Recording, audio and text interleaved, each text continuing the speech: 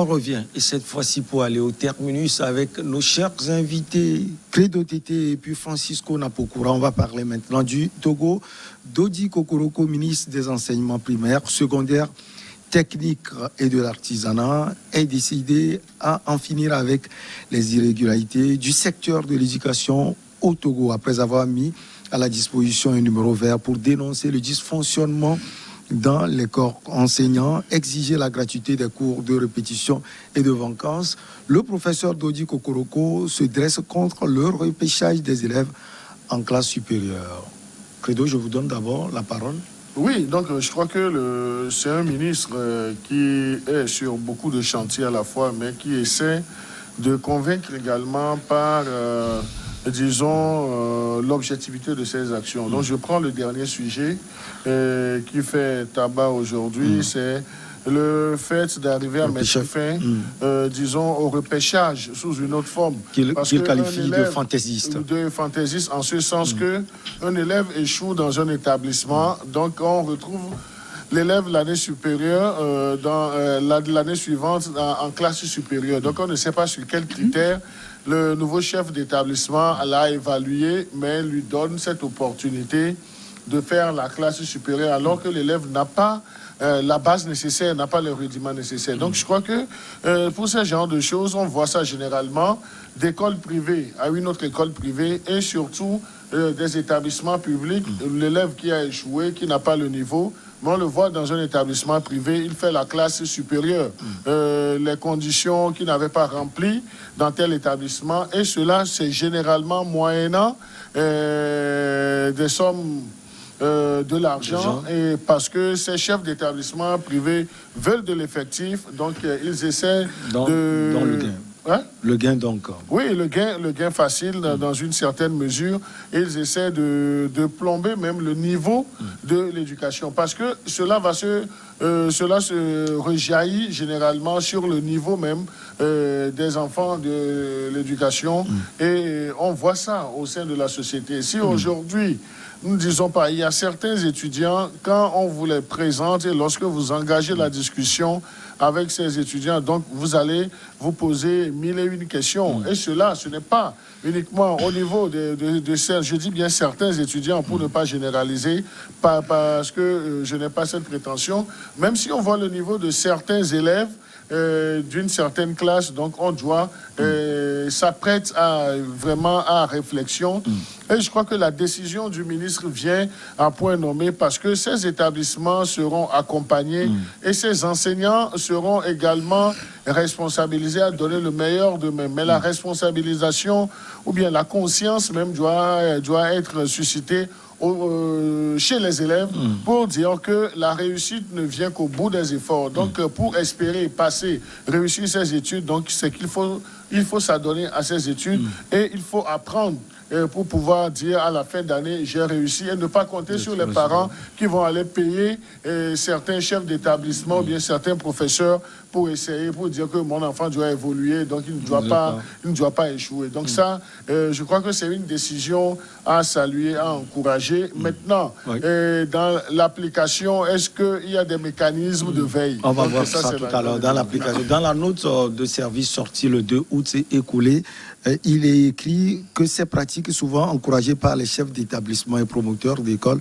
privées, mues par la recherche du gain facile. Donc, on veut aller à l'encontre de cela. Francisco Napokura. Oui, tout d'abord, avant de répondre à votre question, c'est une félicitation au ministre de l'enseignement primaire et secondaire et de l'artisanat pour au moins une fois avoir libéré tôt nos enfants du CPD. Parce que le CPD... Je pensais que la félicitation allait par rapport à la décision. Voilà, parce que lorsque vous prenez les années antérieures, vous verrez que les résultats du CPD, d'abord l'examen du CPD passe tardivement, et les résultats, c'est pratiquement à la veille des résultats du baccalauréat. cette année, ça a été très rapide. Et puis, bon, cette tension, parce que je me demandais depuis longtemps comment est-ce qu'on peut laisser les enfants aussi stressants sur une longue période alors qu'ils sont les plus fragiles. Maintenant, par rapport à ça, quand on parle de gain facile, au fait, le gain facile n'est pas adressé aux enseignants. Le gain facile, c'est à l'école. Parce que, en fait, aux promoteurs, les écoles favorisent, d'accord, par exemple, à recevoir, par exemple, des enfants qui viennent du public, qui n'ont pas eu les 10 de moyenne, ou que, bon, l'école aussi n'a pas pu faire les repêchages, parce que des fois, l'école publique aussi fait le repêchage, en disant que, bon, ceux qui ont eu, lors des délibérations, ceux qui ont eu 8,50, 9,50, bon, qu'ils puissent peut-être monter. D'accord? Et le public et le privé, lui, en a fait, disons, chou gras, où ils reprennent les tout venants. Bon, ok, vous êtes arrivé, bon, le parent dit. D'abord, ça commence par le parent. Ce n'est pas l'école, d'abord, qui a créé le système. C'est les parents qui viennent et qui font pression et qui demandent pardon, qui commencent par glisser peut-être de l'argent aux surveillants ou aux enseignants de permanence jusqu'à ce que ça ne remonte. Bon, l'école a besoin de remplir, de remplir ses classes, d'accord, donc aussi favorise. Donc, c'est un phénomène à analyser sur beaucoup de périodes et à saisir tous les paramètres. Soit on a un guichet unique de l'enseignement au Togo, lorsque les élèves sont dans chaque établissement, les notes, les choses sont des propositions. Oui, les notes, les identités sont saisies, comme on le fait au niveau des joueurs FIFA. On dit qu'il y a un système Connect FIFA, où il y a une base de données. Vous êtes aussi sportif. Ah oui, je suis. Lorsque l'élève rentre déjà au cours primaire, qu'il soit identifié, avec tout attaché, acte de naissance. Aujourd'hui, on est à la digitalisation. On ne doit plus rester là et puis dire, bon, lorsque on est en train de chercher à voir, peut-être que ce bulletin qui a été présenté, peut-être que le bulletin a été encore falsifié. Ça aussi, il faut voir, parce qu'il y a des gens, après avoir obtenu de vilaines notes pour de mauvais bulletins, sont obligés de retourner pour aller négocier des bulletins, pour venir et pour aller s'inscrire ailleurs. Au moins, aujourd'hui, on peut dire que le problème du baccalauréat a été réglé, parce que, allez, dans le temps, lorsque quelqu'un passe le baccalauréat au Togo, vous le retrouvez au Bénin, vous le retrouvez au Burkina. Bon, lui seul, dans la même année, a passé 2-3 baccalauréats. Bon, peut-être pour... Voilà. Des fois, d'autres n'ont rien. Ils reviennent avec des baccalauréats falsifiés. Est-ce que vous voyez? Donc, ça a été résolu. C'est l'UEMOA, je peux dire en quelque sorte, qui a essayé de résoudre ce problème. Donc, il va falloir qu'au niveau national, lorsque nous sommes là, les gens n'ont pas d'identité. D'accord, quand nous prenons par exemple l'affaire même jusqu'aux listes électorales, c'est par témoignage. Les gens n'ont pas d'identité. Cette histoire, lorsqu'on va instaurer par exemple un système de base de données qui sera même centralisé, d'accord, peut systématiquement prendre en compte chaque enfant dès le début de sa scolarité, où on peut générer tout son cursus. Est-ce que vous voyez? Donc l'État aussi peut d'abord commencer par y réfléchir pour voir comment on peut sortir de là. Mais le phénomène, comme on le dit, si aujourd'hui on refuse le repêchage, les gens vont le faire autrement. C'est-à-dire qu'ils seront obligés d'aller falsifier les biens. Dans d'autres établissements, les gens ne joueront plus jamais. Et Francisco, il a dit ils le feront autrement. Qu'est-ce qu'il y a à la base de cela? Ce sont les conditions. On doit les préciser. Non, mais c'est la course effrénée vers l'argent. Donc la faute, elle est en partie imputable aux promoteurs des établissements privés. Elle est partagée. Oui, je dis en partie. Donc c'est que la seconde partie, donc c'est la responsabilité des parents, parce que tout parent qui est soucieux d'une bonne formation de son enfant ne doit pas essayer de faire bouger les lignes. Pour, disons, avantager son fils, ne pas le voir se remettre en cause. Donc là, il y a les promoteurs de ces établissements, surtout privés, et également, disons, les parents. Et parfois même, il faut nuancer. Entre établissements publics aussi, cela se fait malheureusement. Donc c'est là où on peut parler de la responsabilisation des chefs de ces établissements-là qui facilitent certaines choses. Francisco a dit, ça dit le dossier est propre, mais en réalité, tout est faux dedans. Tout est faux parce que c'est facile de retourner dans tel établissement pour dire mon enfant fait tel établissement. Les gens négocient même des bulletins. Et vous allez voir que sur 3 ou bien 5 ans déjà, certains établissements sont en train d'informatiser leurs bulletins. Donc ça, c'est déjà un début d'action. Parce qu'au moment où c'était manuel, donc rapidement, donc les gens volaient même les souches. Ouais, mais les souches, pour aller c'est faire. facile à faire. Oui, c'est facile à faire. Maintenant, qu'est-ce qu'on va demander au ministère du professeur Dodi Kokoroko, c'est de mettre les chefs d'établissement devant leurs responsabilités et puis de taper du poing sur la table lorsque ça ne va pas. Si on arrive à sanctionner 1, 2, 3 établissements, donc je crois que les autres vont se mettre au pas. C'est vrai, ça va leur faire des manques à gagner, mais ce ne sont pas des manques à gagner religieux. Parce que ce qu'ils font, ce n'est pas bien. Ça cause un tort à la société parce que ces enfants qu'on fait avancer sans niveau seront des problèmes pour la société demain. Et malheureusement, comme les parents ont les moyens, vous allez voir que pour un enfant comme ça, qu'on a poussé de bout en bout jusqu'à son dernier diplôme, même universitaire, donc vous allez voir que cet enfant devient un problème parce qu'il n'a pas la matière nécessaire pour assumer la part de responsabilité que cette société va lui confier. Et on le sait, toute réforme crée des frustrés ou bien crée des frustrations. Peut-être que l'opposition aussi va pouvoir sortir et parler. Non, l'opposition au Togo, ce n'est pas ça. Laissez-moi. Est à redéfinir parce qu'on voit les gens. Si moi je considère, si on considère la sortie de M. Jean-Pierre Fabre la dernière fois. Non, pas forcément cette sortie. Non, mais moi je dis. Allez-y. Laissez-moi. Comme l'aîné a demandé, donc je laisse pointer le décor. Voilà. Vous voyez, c'est que l'État a échoué dans un domaine, c'est l'éducation.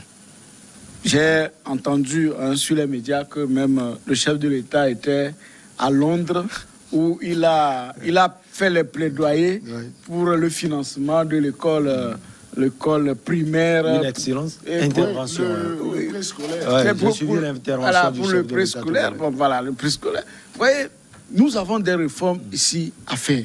On ne peut pas, c'est-à-dire que quelqu'un ne peut pas rester dans son camp. Il fait le dossier, il dépose au ministère, il prend son agrément et puis on le laisse dans son coin faire de n'importe quoi. L'État doit avoir son œil dedans. Les inspecteurs de l'enseignement sont où? Par exemple, quand une école se crée, mais la personne demande les agréments, on lui impose un certain nombre de fonctionnaires. Pourquoi l'État ne peut pas mettre à la disposition, par exemple, des écoles, un minimum de personnel? Par exemple, lorsque le processus de décentralisation s'est enclenché avec les mairies, mais les payeurs, les trésoriers, il y a un minimum de fonctionnaires que l'État a affectés dans les mairies. Même les secrétaires généraux sont recrutés. Oui. Voilà. Est-ce que vous voyez? Donc ça, c'est du personnel qui est là en permanence. Ce ne sont pas des contractuels qu'on peut l'envoyer ou bien des gens qui n'ont même pas de contrat. Donc ces gens, d'accord, comme on les place dans certaines régies, peuvent être les garants, c'est-à-dire que l'œil de l'État dans ce système. Est-ce que vous voyez? Donc qu'on puisse exiger à chaque établissement privé, d'accord, qu'on mette à leur disposition un certain nombre de personnel, d'accord, même si le privé doit payer. Mais ici, on ne va pas demander aussi au privé de passer. Le privé est en train de combler une défaillance criante de l'État. Parce que si ce privé n'existait pas, je ne sais pas comment l'école devait être. Donc, tout d'abord, la réforme doit être réfléchie de fond en comble. Je prends par exemple l'exemple de nos confrères des radios rurales. Quand vous prenez les radios rurales du Togo, mais c'est l'État qui a mis le personnel essentiel. D'accord, bon, pour animer, pour sensibiliser. On peut utiliser le même format. Mais on peut utiliser le même format au niveau de l'enseignement qui est un pilier essentiel de la nation. Pour dire que, bon, ok, vous créez un établissement primaire, voilà tel nombre d'enseignants ou de fonctionnaires sont sont des fonctionnaires. Sont des fonctionnaires également. Voilà, de l'État. C'est l'apport de l'État. Oui. D'accord? Ils le font déjà dans le confessionnel. Ils peuvent faire ça dans le privé en général. Donc, par rapport aux gens qui ont des agréments, l'État a les moyens de pouvoir à ça. Si on veut que l'éducation aille de l'avant. Donc, c'est un échec pour l'État, Credo Tété. En plus, vous voulez réagir sur ma récente question. Mais non, attendez, je finissais. Oui, je finissais. Quand vous voyez présentement, il y a une réforme que le ministère de l'Enseignement supérieur est en train d'enclencher. C'est-à-dire qu'en demandant au niveau des établissements universitaires privés, n'est-ce pas, de recruter, par exemple, les enseignants de certains rangs pour étoffer. Et le ministère, aujourd'hui, veut suivre ce process. Il va falloir également que ces établissements supérieurs, qu'on puisse mettre de l'ordre. C'est-à-dire que vous voyez des jeunes dont les parents, c'est-à-dire qu'ils n'ont pas voulu peut-être encombrer nos deux universités publiques, d'accord, qui ont voulu sortir de l'argent pour, au fait, aller dans le privé. Au Togo, quand vous voyez les privés, en dehors, je crois, de l'Université catholique de l'Afrique de l'Ouest, qui a le rang d'université publique, il y a également quelques écoles, IFTS, et puis, bon, au moins quelques écoles dont le diplôme est reconnu et par l'État même, qui peuvent aller à l'extérieur et tout continuer leur cursus. C'est-à-dire qu'il peut quitter, il peut quitter là-bas pour venir à l'université de Lomé ou continuer à l'université de Kara. Est-ce que vous voyez? Alors qu'il y a beaucoup d'écoles où on ne peut pas le faire. Ça veut dire que leur diplôme n'est pas le... alors que les parents ont mis d'énormes moyens. Donc il va falloir que l'État, tout comme ils ont fait pour homologuer, c'est-à-dire organiser par exemple le BTS, où ça devient un examen national, il va falloir qu'on s'achemine vers un système comme ça. Je ne sais pas si on peut faire la licence, un examen national, le master, un examen national, parce que on ne peut pas... Un regard pointu. D'accord, tout en injectant la ressource humaine. Et puis c'est la ressource humaine. C'est-à-dire que les gens pensent que c'est en montant les bâtiments, ou en achetant du matos, qu'ils font du travail. Non, c'est-à-dire que la première ressource, c'est l'humain. Lorsque vous pouvez avoir n'importe quelle machine de médecine, les plus sophistiquées, quand vous n'avez pas du personnel formé, c'est comme ça, vous pouvez avoir un établissement, que ce soit primaire, plus secondaire ou universitaire, quand vous n'avez pas de la ressource humaine compétente et nécessaire, donc vous formez les charlatans. Voilà. Credo, oui. Maintenant, non, mais moi, je voudrais répondre à mes questions. Non, mais je voudrais dire, aujourd'hui, au niveau du ministère des enseignements supérieurs, il y a un travail qui est fait. Parce que le ministère a pris langue... Qui est en train d'être fait. Qui est en train d'être fait, qui a pris langue avec le conseil des établissements privés de l'enseignement supérieur, le CPES que dirige le fondateur de SGIS. Donc, il y a même eu, disons, déjà un audit dont le rapport est presque terminé. Donc, parce qu'il y a certains établissements privés du supérieur qui ne répondent pas à ces conditions. Par exemple, même au niveau du personnel d'encadrement, au niveau de l'infrastructure. Donc, il y a des choses à corriger. Donc, tout comme... On peut faire la même chose pour le privé également. C'est ce que Napokoura est en train de souhaiter. Et donc, c'est là où je dis, au-delà pour arriver à cette logique-là, donc, il faut commencer par poser les jalons. Donc, c'est une nécessité. Ce n'est pas une contingence, c'est une nécessité d'arriver à cela. Donc, ça peut aider à l'efficacité même du système éducationnel. Donc, on a besoin de ça parce que, et là, les curricula même de formation doivent être discutés dans un cadre. Pour vous savoir, vous savez, lorsque vous prenez deux établissements supérieurs du privé, ils ont des modules de formation dont les curricula vont dans tous les sens. Mais il y a même certains qui n'ont pas les éléments nécessaires, disons les outils nécessaires, mais qui veulent faire dans la formation de tel... Je vais donner un exemple. Lorsque nous étions à la commission de gestion de l'aide de l'État à la presse, donc il s'était agi, autant de Mme Awizoba comme la présidente, dont je fus le rapporteur, lorsqu'il fallait envoyer nos journalistes en formation, il y a même eu un centre informatique qui a postulé pour former les journalistes. Donc en ce moment, nous avons dit non. Même si le centre informatique s'est servi à donner le dossier d'un éminent ancien journaliste comme directeur des études, on a dit non.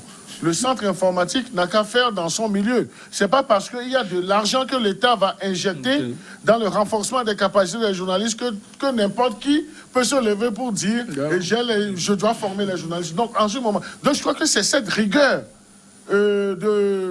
en ces temps-là que Mme Awizoba a vraiment imprimé. Cette rigueur doit venir dans tous les secteurs de formation. Donc je dis, je récapitule, les établissements doivent être des moyens, des lieux de formation et non donner l'impression comme quoi si vous faites un établissement privé, c'est sûr que vous aurez votre diplôme, quel que soit votre niveau d'études. Donc là, il va falloir qu'on enlève cela de la tête des parents d'élèves, des élèves, et qu'on mette les promoteurs de ces établissements devant leurs responsabilités. Donc c'est pour dire que ce que le professeur Kokoroko est en train d'être fait, il est incompris aujourd'hui, mais je crois qu'il doit tenir... Il est incompris. Oui, il est incompris parce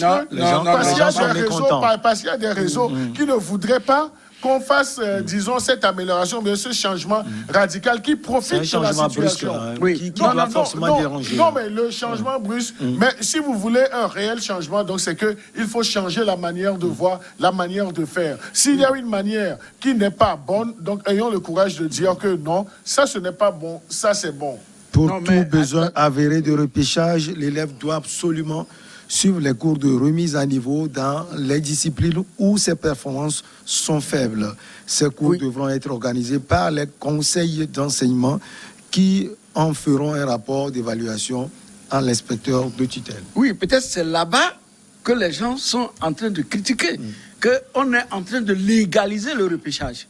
Je ne sais pas si vous croyez, parce que là, quand vous prenez Comment c'est formulé ? Voilà, donc c'est que aujourd'hui, on peut encore créer un système fantoche de commission dont vous êtes en train de parler pour repêcher. Parce que nous sommes ici, le jeu, c'est le système et l'acteur. Donc, lorsque vous sortez, disons, une loi, mais les acteurs se mobilisent et voir comment ils peuvent contourner. Voilà, contourner. Donc, c'est ce paragraphe peut-être que les gens sont en train de critiquer. Sinon,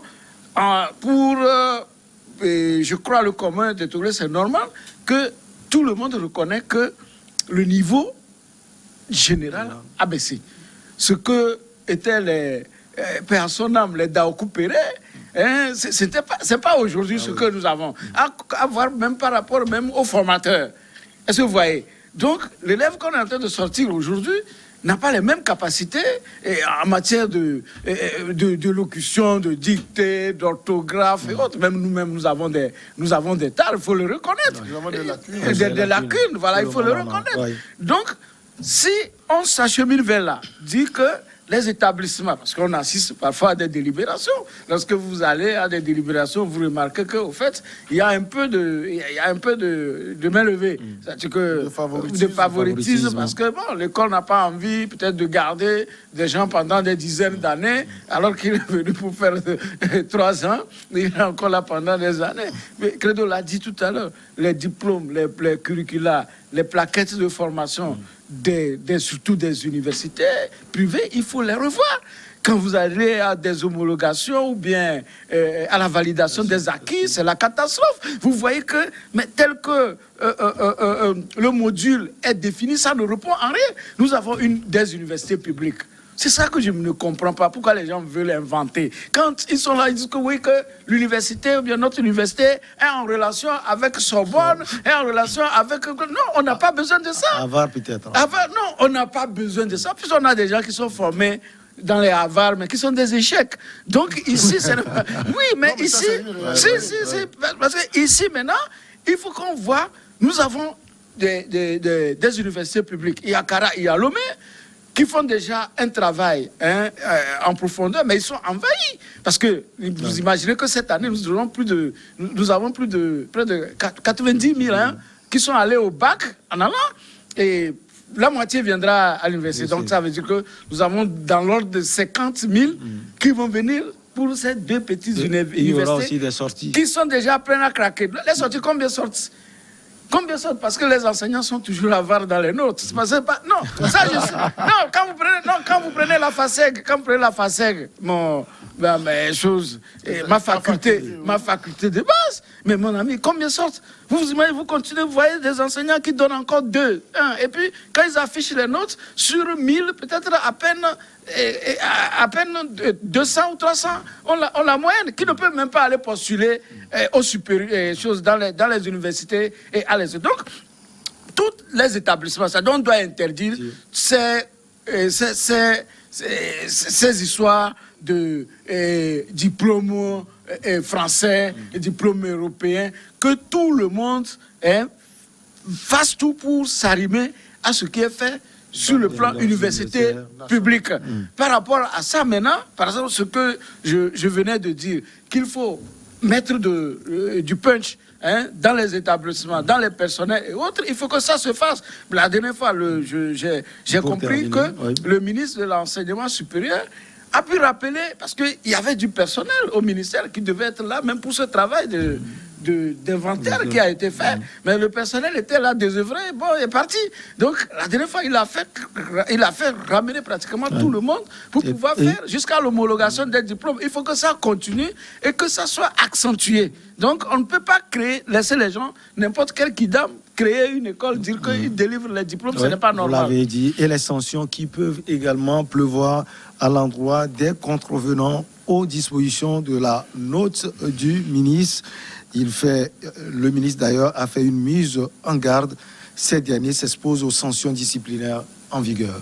Oui, donc je crois que c'est ça qui va décourager les gens. Donc il ne s'agit pas d'énoncer des règles sans avoir, disons, des outils de coercition. Donc les outils de coercition, donc c'est les sanctions. Donc on peut aller, si on juge un établissement de végéter toujours dans ce qu'on dénonce, donc on peut retirer l'agrément et essayer de revoir, disons, l'organisation de cet établissement. Donc je crois que ça va dissuader. Donc il faut passer à la vitesse supérieure parce que vous savez, pour le développement, pour le rayonnement d'un pays, le secteur de l'éducation est un secteur clé. Et c'est la base de tout. Lorsque c'est faussé, donc c'est la société qui est en péril. Allez, merci. On peut, au lieu de retirer systématiquement, on peut aussi les mettre sous administration provisoire. C'est possible. On peut les accompagner. C'est-à-dire que moi, la fermeture systématique, moi, je suis contre. Parce que créer, ce n'est pas facile. Créer, là, ce n'est pas gérer, ce n'est pas facile. Et quand on sait que les sanctions ne seront pas aussi sévères, on peut faire ce qui est interdit. Oui, on peut aller jusqu'au retrait des agréments, mais je dis qu'on peut même aller jusqu'à nommer des administrateurs provisoires pour mettre les choses en place et après, quand la sanction va finir, d'accord. C'est parce que moi, ça me fait mal de voir quelqu'un fermé. Allez. Non, mais je crois que ce que nous disons, en fait, il y a des degrés dans les sanctions. Donc, on ne peut pas se lever s'il n'y a pas avertissement, s'il n'y a pas rappel à l'ordre. On ne peut pas se lever un jour pour dire qu'on fait. Mais il faut insister également dans la mise en œuvre de ces dispositions, il faut insister sur l'accompagnement, sur la pédagogie. Il faut que le ministre continue ses réformes. Oui. Il y a des enseignants qui sont opposés, des directeurs, des inspecteurs qui sont opposés pendant 5-10 ans, 20 ans. Il faut les changer. Il faut les muter de place. C'est très important. C'est très important et c'est là où il faut plutôt, au lieu de jeter de l'anathème sur ce ministre, le professeur Kokoroko, nous devons le soutenir, l'encourager et puis lui apporter nos éléments critiques. Il a mon soutien. Directeur de publication de Le Médium et Francisco Napokura, monsieur le ministre, vous avez son soutien.